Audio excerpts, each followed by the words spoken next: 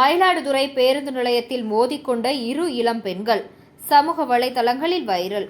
மயிலாடுதுறை மாவட்டம் தரங்கம்பாடி தாலுகாவில் உள்ள கிராமம் ஒன்றிலிருந்து மயிலாடுதுறையில் உள்ள நர்சிங் தனியார் கல்லூரியில் மாணவி ஒருவர் 1ஆம் ஆண்டு நர்சிங் பயின்று வருகிறார்.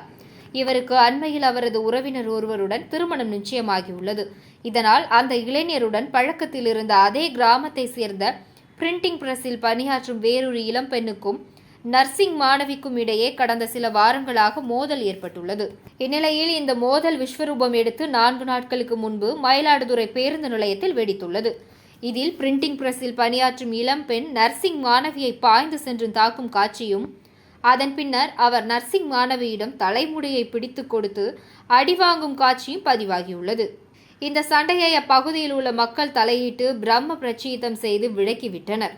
மயிலாடுதுறை பேருந்து நிலையத்துக்கு உள்ளேயே ரவுடிகள் போன்று இந்த 2 இளம் பெண்களும் மாறி மாறி தாக்கிக் கொண்ட காட்சி சமூக வலைதளங்களில் வைரலாகி வருகிறது.